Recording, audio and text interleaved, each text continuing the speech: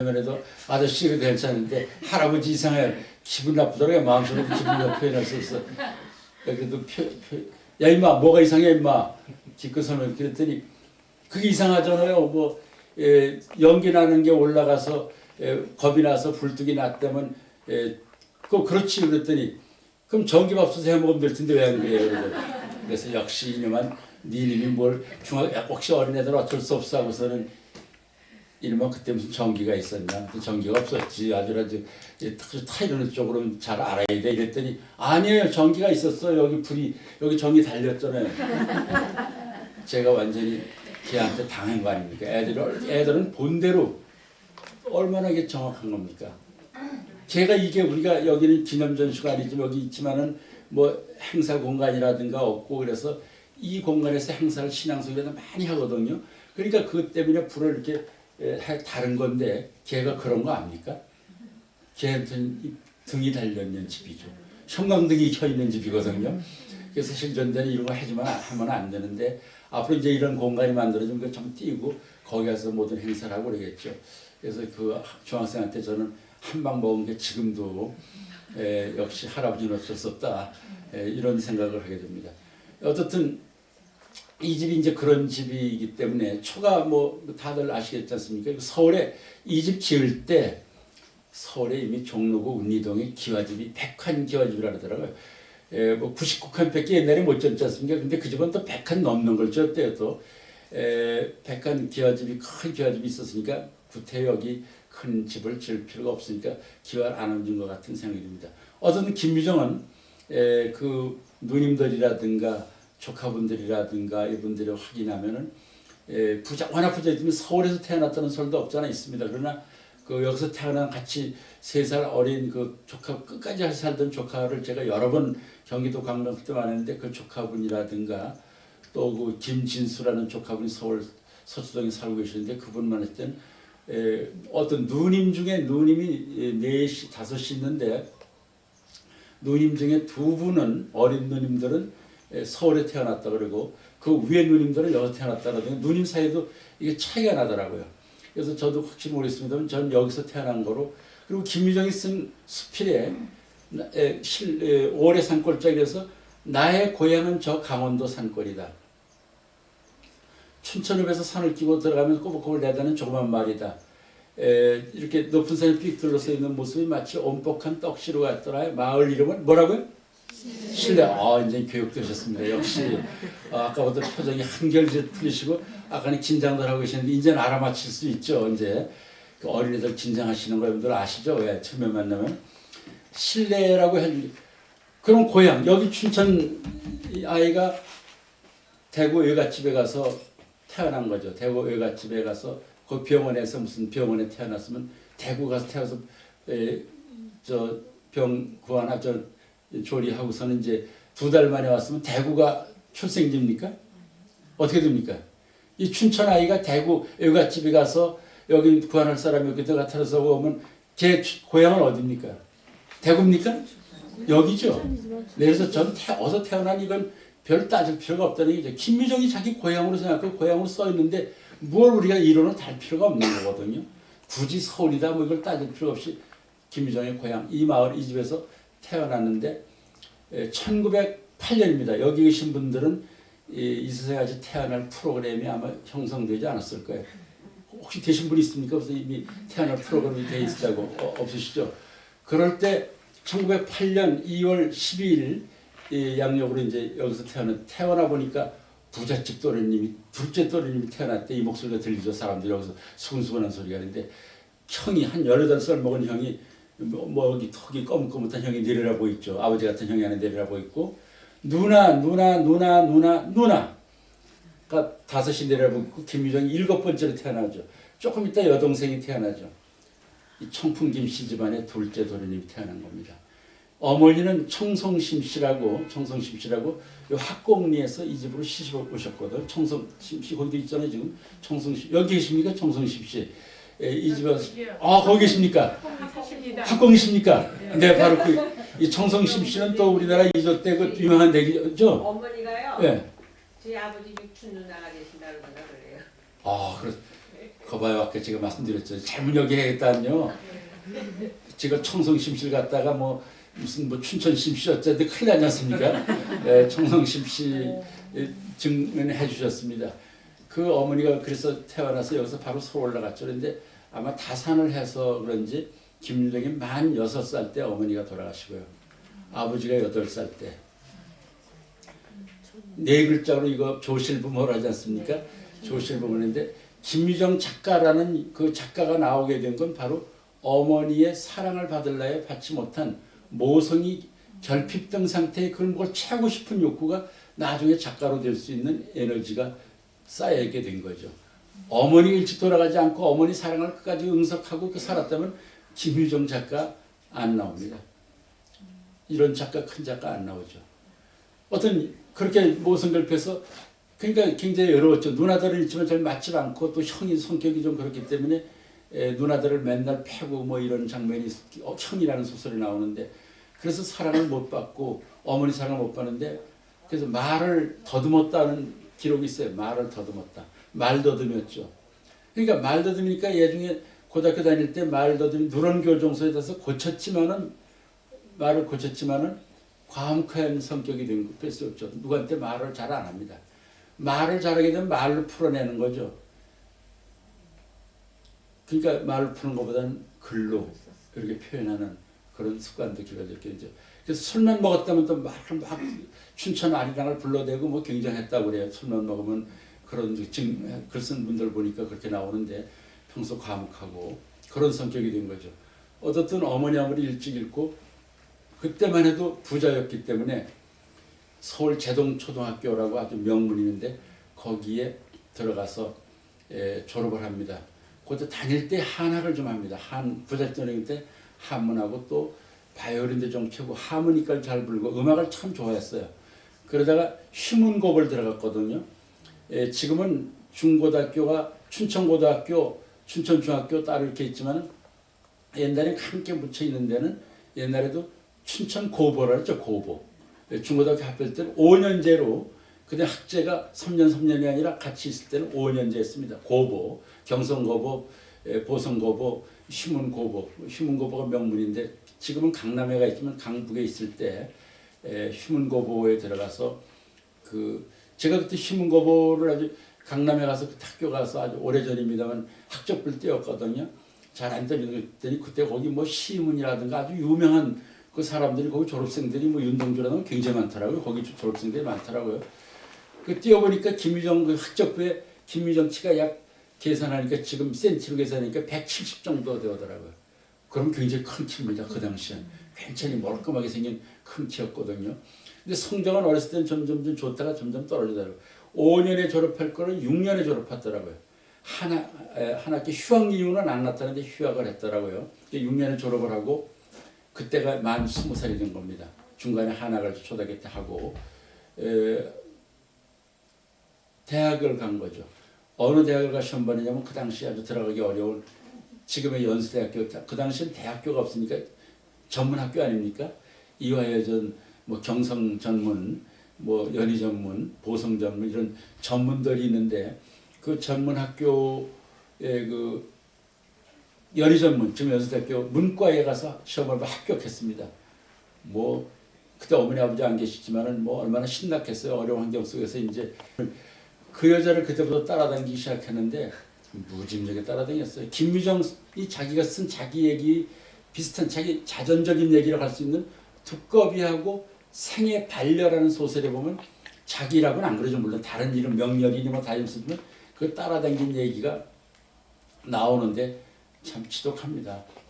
저도 그 대학교까지 좀 짝사랑의 명수거든. 짝사랑은 뭔지 알아요. 짝사랑만 계속 해봐가지고 내성적이 있더니 이 짝사랑이죠. 짝사랑인데 이 따라다니지 저쪽에서 맞대꾸만 해주면 맞사랑만 오면 따라다닐 필요가 없는데 안 되니까 따라다닐 수밖에 없는 거죠. 짝사랑을 그렇게 했는데 그냥 짝사랑을 하다가 머무면 괜찮습니다. 짝사랑은 사실 다른 사람과 달리 배신당할 염려도 없어요. 상처도 안 받거든요. 자기 혼자 정리를 해가지고 마음 정리해서 그래 난 아니야 너는 아니야 이러면서 정리하고 근데 데이트 비용도 안 들어가고 뭐 돈도 안 들어가고 경제적인 면도 괜찮은데 이게 짝사랑이 너무 지나치다 보면 어떻게 됩니까? 그냥 그 대시를 그냥 해서 나 너 아니면 죽는다 이렇게 나오잖아요. 못 이룰 게 어떠냐, 난 죽는다고 덤볐을 때 그 이루어질 가능성도 없죠. 그렇게 표현됐다가 안 되면 더 치명적이죠. 전 그걸 아니까 죽지 않으려고 표현을 안 했었거든요. 저는 옛날에. 근데 김유정은 이게 표현을 했어요. 또 작가가 되려니까 그럴 수밖에 없겠죠. 표현을 하고 따라다니는데 그 따라다닌 부인이 유명한 여중의 여자가 됐는데 그분이 김유정보다 4살 위인데 이분이 그 쓴 글 유명한 여자였으니까 한국일보에 77년인가 몇 년대 그 나의 이력서 이래가지고 쭉 그 전면에 한 달인가 둘 때 연재가 됐어요. 그분 사는. 근데 그 4일치인가 5일치에 김유정 부분이 나옵니다. 김유정이 따라다니던 어떤 대학생이 20살짜리가 그 여자는 24살이고 어린 대학생이 따라다니기 뭐 죽인다고 하고 뭐 병원도 그 여자가 이제 음독을 하고 애인이 막 바람을 펴서 음독을 약 먹고 있는데 거기까지 찾아와서 너 왜 왔어? 그러니까 너 죽는 거 보러 왔지 뭐 이렇게까지 그렇게 따라다니고 따라다닌 내용을 보면 김유정이 쓴 소설이나 그 박록주라는 분이 쓴 그 여자분이 쓴 나의 이력서에 봐도 그 따라다닌 내용이 지금 말하면 법적으로 규제를 받는 스토커 있잖아요. 김유정은 스토커 제1호입니다. 김유정이 따라다닌 내용 보면 스토커가 바로 이런 거야 하게 전부 나오는 거죠. 굉장히 따라다녔어요. 뭐 죽인다고 따라다니고 직장 그 여자 나가는 직장에서 앉아 밤새우게 되는 거죠. 그 여자 나가는 직장이라는 게 술집이었습니다. 명월관이 이런 거. 그 당시 신분이 기생이죠.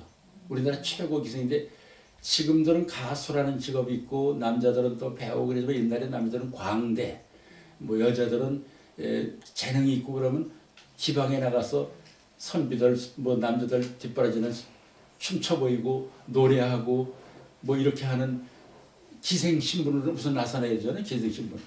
지금 가수들한테 옛날 전신이 기생들이었다 이렇게 하면 뭐 황진이 있지 않습니까? 황진이는 뭐 글도 잘 쓰고 시인이고 화가고 뭐 선비고 모든 거 다 가졌지만은 기생 신분이죠. 그 당시에는. 그러나 그 글들이 이제 남아서 시인으로 남고 그렇게 됩니다. 그 당시에 가수라는 적이 없으니까 그 여자는 기생 중에서 우리나라 노래 그 당시 지금처럼 노래가 여러 가지 뭐 장르가 있는 게 아니라 우리 민요에다가 이제 창가가 막 들어오기 시작할 때인데 창가 같은 유행가가 아니고 우리의 전통적인 노래. 지금은 세계 무슨 버전이죠? 그게 세계 판소리가 뭐죠? 유네스코에 등재된 그 문화유산이 이제 단오제처럼 문화유산이 된 건데 판소리를 제일 잘 부르는 여자였습니다. 24살. 뭐 굉장했죠. 그러니까 뭐 인기가 뭐 그 당시 최고 정점이니까 하필 그 여자를 따라다니는 거죠. 그러니까 그 여자를 따라다니는데 그 여자가 보니까 뭐 어린 대학생이 따라다니는데 지금 같으면 4살 여하나면 아주 이상적이잖아요. 그렇죠? 얼마나 이상적입니다. 4살 여하나면 정말 이상적인 커플이 될 수 있는데 그 당시만 해도 아마 좀 그 사회적으로 그랬던 것 같아요. 그래서 아마 그래서보다도 이 여자는 그 당시에 너무 유명한 그 판소리하는 기생이기 때문에 동아일보 사장하는 김성수라는 분이 후원자로 이렇게 술집에서 불러내다가 어떤 공연도 시키고 노래도 시키고 이렇게 해주는 역할도 하고 그 김성수의 아버지 되는 김경중 영감 유명한 집안이죠. 그분이 머리도 얹어줬거든. 부자가 다 좋아했어요. 한 여자를. 노래를 그 좋아했던 거죠. 여자 좋아한 게 아니라 노래 좋아한 겁니다. 오해하지 마세요. 그 다음에 원산의 최고 부자 원산 남씨라고 있는데 남씨가 서울에 기와집 지어줬어요. 종로에다가 큰 기와집 지고 한 달에 한 번씩 노래 들으러 옵니다. 그냥 만나러 맨지러 온 게 아니라 노래 들으러 온 겁니다. 노래 들으러 오고 실제 A는 누구냐면은 그 당시 단성사 지배인 40대 남씨 신아무개라고 있었거든요. 제가 이름은 안 밝힙니다. 신아무개가 그렇게 나중에 유명해지진 않았어요. 신아무개가 있었는데 둘이 열애 중이었어요. 열애.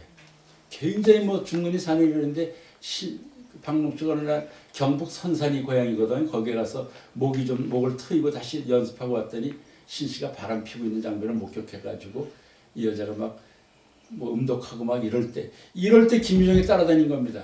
이 김유정 눈에 들어옵니까? 그 남자 많은 데다가 원산남 씨 그 박록주가 쓴 거는 그래 보니까 원산남 씨한테는 좀 많이 죄송하다. 정식 결혼 안 했지만 실질적인 남편 역할을 그분이 했더라고요. 그리고 박노춘 결혼 안 했죠. 그렇게 유명한 여자인데 김유정이 안 통하죠. 근데 김유정은 뭐 그것도 모르고 그냥 따라다니고 그러니까 어느 날 술상 기방에 차려놓고 무릎 꿇고 앉아서 귀하신 도련님이 이러시면 안 됩니다.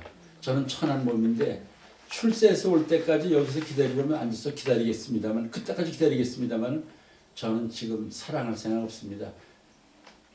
무슨 대학생과 기생이 무슨 사랑이 가능한 겁니까? 사랑하면 안 됩니다. 전 거부한 거죠. 그 소위 정말 그 짝사랑이 이제 표현했다가 실현당한 거죠. 그 충격이 뭐 얼마나 했던가는 그 김유정은 굉장히 유아틱했거든요. 엄마를 일찍 잃어가 굉장히 유아틱한 사람이 상처 엄청 받아가지고 이랬는데 실심해가지고 있는데 며칠 후에 연세대학교 연희전문에서 학적부가 왔어요. 학적부가 왔는데 그 재적너는 우리 학교 학생입니다. 4월 1일 입학을 했는데 4월 26일인가 4월 26일인가 재적당했거든요. 2달 만에. 그 이유 아시잖아요. 왜요? 김유정이 스토커니까 그 따라다니느라고 학교 거의 못 나갔죠. 거기에 그 연세대학교 학적부에는 재적당한 이유는 안 써 있고 그런데 그 학칙에 보면은 재적할 수 있는 사유는 성적 불량과 결석과다 딱 2개밖에 없는데 뭐 결석을 많이 했으니까 재적당한 거죠. 얼마나 충격이 컸습니까? 실현당했죠. 재적당했죠. 그런데가 또 그 다음에 서울 집을 형이 아버지가 일찍 죽자 다 팔아서 그냥 술 먹고 막 흥당 막 쓰고 여기 이 집에 내려와서 여기서 이제 여자들 몇 명 데리고 술 먹고 맨날 흥청망청 때문에 그 당시는 여자들이 재산에 관여할 수 없을 테니까 누나들이 또 극성스럽죠. 매형들 막 하고 너 바보처럼 뭐하고 있어? 빨리 춘천 내려가 보라고. 너 형이 지금 서울집 다 팔아먹고 춘천 뭐 재산 다 날리고 있으니까 빨리 가보라고. 집안이 몰락하는 과정이 있죠. 그래서 그 매형들이 막 부축해서 그때 재판도 걸고 그랬었죠. 이제 그만뒀지만은. 그래서 그 3가지 집안의 몰락 그 상황과 학교 재적당하고 실현당하고 3가지를 가지고 만 20살 1930년에 김유정이 여기 내려옵니다. 내려와 보니까 정말 형이 술 먹고 하고 그러는데 마을에 학교가 없고 일제강점에 너무 비천 자기 서울 살던 도련님이 자기 고향 말에 오니까 이건 사는 사람들이 말이 꼴이 아닌 거죠. 그런데도 그 사람들이 웃음을 잃지 않고 사는 게 우습 재밌고 이런 모습들을 이렇게 담기 시작하면서 형이 재산 없애는 것보다 중요한 건 학교가 없는 마을에 여기 오니까 어떻게 합니까? 여기 내려오자마자 마이크 대고 얘기합니까? 저는 지금 연희전문 들어갔다가 기생한테 빠져서 뭐 하느라고 학교 재적당했습니다. 얘기하겠습니까? 부잣집 도련님 내려왔다면 대학생 내려온 거죠. 대학생 내려왔다니까 대학생 행사를 해야잖아요. 그래서 여기 요 마을을 정말 여기다가 아이들을 몇 명만 놓고 야학을 했어요. 가짜에 기억하면 뭐 이래가지고 이제 동아일보가 벌이던 그 문명퇴치 운동처럼 여기서 이제 하니까 형이 술 먹다 이 새끼야 시끄러워요. 내쫓으니까 또 요 앞에 언덕이 있습니다. 아까 지나보시는데 거기에 움막을 파고 야학을 하는데 불이 났어요.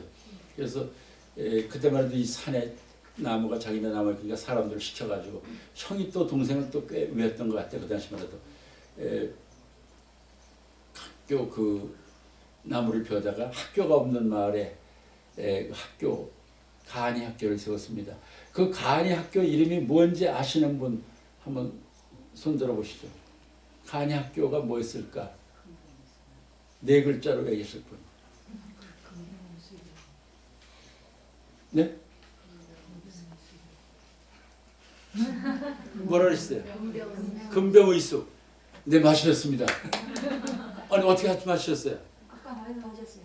아까 그 잘 들으셨잖아요. 역시 다른 잘 듣는 분들은 되고 잘 못 들은 분은 맞추셨습니다. 금병의숙.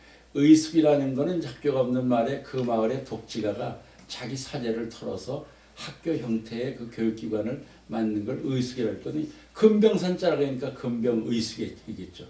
그걸 열어서 야학을 하면서 부녀회를 조직하고 농민회를 조직해서 농민가를 불러 지어서 가리키면서 농촌 계몽운동을 2년 동안 하는데 이때 주로 만났던 여자들은 박록주 같은 여자는 못 만나고 여기서 만난 여자들이 들병이들입니다.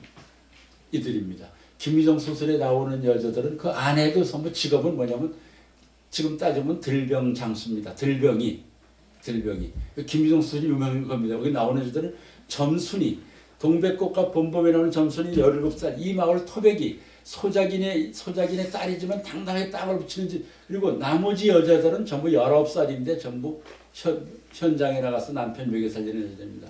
술 팔고 몸 팔아서 술병 들고 남편을 애업고 한 1km, 2km 뒤에 따라오면은 광산이라든가 사금캐 하는 데라든가 소양강 떼목 떼뚱지라든가 논 일하는 데 가서 이렇게 펼쳐놓고 술 팔고, 뭐 총각분이니까 와서 술 몇 잔 팔고 또 몸도 적당히 팔고, 지금은 아는 군대 주변에 있는 이동주보 같은 거죠. 이제 뭐 그런 식으로 생활전선에 쓰던 여자들이는 거죠. 그래서 그 여자들과 김유정은 또 어울렸죠. 엄마의 사랑을 박록주를 통해서 얻으려고 했거든요. 그때 박록주가 만약 그 대학생의 사랑을 받아들였다면 여기 회장님이랑 모두 안 오셨어요. 김유정은 없기 때문에, 김유정이 작가는 없기 때문에. 모성결핍의 그 갈구가, 그 소설에도 엄마 닮은 여자이기 때문에 따라다녔다 그래서 엄마 사랑을 그 여자에게서 애정과 함께 받으려고 했던 걸 못 받았거든요. 그러니까 더 큰 어떤 깊은 수렁, 그 채우고 싶은 것이 또 차 있었겠죠. 또 여기 내려와서 이제 빠지는 게 뭐냐면 들병이들하고 술 먹고 빠집니다. 어느 날 술 먹고 일어나 보니까, 들병하고 술 먹다 보니까 늦잠을 잤는데 애가, 어린애가 막 잡아당기죠. 그러니까 그 운묵에서 그만둬라, 더 주무시게 놔둬라. 들병이 남편이 점잖게 그러고 있죠. 그게 실화라고 소설에도 그 얘기 소설에도 나오지 않습니까? 그렇게 빠져서 있는데 어느 날 자기 친구가, 휴먼거보 같이 다니던 친구가 작가가 됐대, 소설가가 됐다는 소문을 듣고 충격을 받습니다. 그래서 여기서 2년여 생활을 다 청산하고, 내 꿈도 있었는데 이래가지고 그 채우고 싶은 거 들병이도 채워줄 수 없는 거죠. 그래서 보따리 싸가지고 서울을 나가서 올라가니까 있을 데가 없는데 누나네 집을 전전하다가, 누나들도 잘 못 살았어요. 전전하다가 또 그 부잣집 들으면 여가 있는 동안에 부자가 망해도 3대는 간다는데 형이 재산을 다 털어먹었어요. 재산 없은 이유가 뭐 많이 있겠죠. 근데 내가 마을 그 제자분들의, 김유정 제자분들 들은 이 중 하나의 얘기가, 여기 집 그때 직접 받았는데 옹기 쪼가리가 제일 많다라고 해서 물어보니까 그게 다 유군이가 한 짓이죠. 무슨 짓인가 알아보니까 어느 날 옹기 장사가 지나가니까 오라고. 그래서 오라 해서 일단 여기 마당이 없고 언덕만 있고 요 장독대 있는 마당이거든. 거기로 놓고 내려놔. 이거 지게 갖다 붙여놓으니까 술 한잔 먹어라 임마. 주고서는 지게다 툭 치니까 넘어질 거 아니에요. 그럼 앉아서 그걸 깹니다. 그냥 계속 깨니까 깨는 소리가 아마 굉장히 좋았고 괜찮았던 것 같아요. 그 김유정의 형도 아마 잘 나갔으면은 예술가가 됐을 건데, 뭐 길이 좀 잘못된 계속 깨우니까 왜 깨고 뭐 술 먹다가 막 소리 지르니까 이 자식아 가만 앉았어. 막 뭐 술이나 처먹어. 그래서 술이나 처먹었더니 얘중에 논문서 하나 줘서 가 임마. 그러니까 횡재했죠. 이 말에 왔다가 신내 마을에 왔다가 옹기장사가 하나 왔다 횡재했으니까 소문 내겠습니까 안 내겠습니까? 나가면서 야 그 말에 가서 너 어떻게 논 샀냐? 아 그 같은 논문서 하나 줘가지고 말이야 난 논 얻었어 뭐 이래가지고 또 소문내니까 그냥 옹기장설이 또 몰려오지 않습니까? 그럼 뭐 또 기분에 다 와 그래가지고 또 앉아서 깨고, 재산을 3대를 내려간 게 아니라 3, 4년에 다 작살이 났습니다. 그럴 때 김유정은 이제 서울에 올라갔는데 그 형이 부인이죠. 부인과 아들, 딸, 영수, 진수, 근데 그 딸 하나 아들을 서울에 버리고 조그만 집 하나 이렇게 새방 하나 얻어주고 여기 내려와 있었던 거죠. 그러니까 거기 형수네 집에 가서 조카들과 같이 있었거든요. 그 남자 조카분은 이제 돌아가셨고, 여자 조카분이 서울 사당동에 지금도 살고 계시는데 뭐 지금 치매 오셔서 내가 한 2번 만나 뵀거든요. 아주 곱게 늙으시더라고. 김유정이 돌아가실 그 양반이 김유정 죽을 때 그 조카는 만 18살이었더라고요. 어쨌든 여기서 들병이도 채울 수 없고 그런 걸 서울 올라가서 조카네 집이 있으면서 어렵게 도서관 다니면서 여기서 메모했던 걸 놓고 펼치고 이래가지고 이제 글을 써서 1935년에 지금은 없어진 신문 조선중앙일보에 소설을 작가가 되려고 내는데 당선작은 없어요. 김유정 그 심사위원들이 김유정 소설을 잘 몰라본 거죠. 당선작이 없는 가작 일석으로, 그것도 당선과 같죠. 또 같은 1935년에 조선일보에 소낙비라는 소설을 내는데 그 소낙비가 당선작이에요.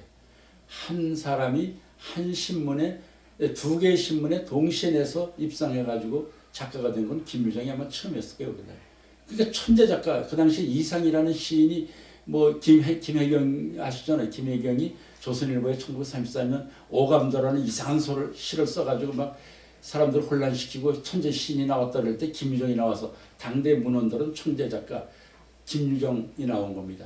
뭐 굉장히 그래서 막 청탁이 막 오고 그러는데 몸이 벗어 폐결핵이 깊어지고 이 치질 한 번은 수술을 받았는데 삼촌이 의사에게도 수술을 받았는데 그게 악화돼가지고 치질도 그 당시 나쁜 치질이었던 것 같아. 못 고치고 치질이 심하고 폐결핵이 심해가지고 뭐 있을 데도 없고 뭐 이래가지고 굉장히 괴로워하는데 그럴 때 그런 속에서 글을 쓴 거죠. 그러면서 쿨룩쿨룩하면서 글을 써서 30편을 쓰고 이제 더 이상 쓸 수 없을 때 마지막 또 하나의 그 출구를 이제 글로 다 이제 채웠죠. 채웠는데 그래도 뭔가 또 사랑 김유정이 사랑하니까 사랑이 필요하잖아요.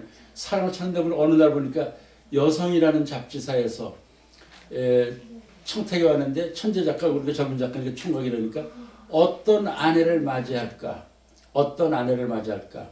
뭐 나도 그 전에 작가가 처음 되고 그랬을 때 뭐 내가 대학 다닐 때 등단하는데 어느 잡지가 뭐 20년 후에 당신 집의 풍경을 뭐 얘기해달라 뭐 이런 식으로 뭐 애가 몇 명이고 뭐 어쩌고 이런 걸 쓰는 것처럼 어떤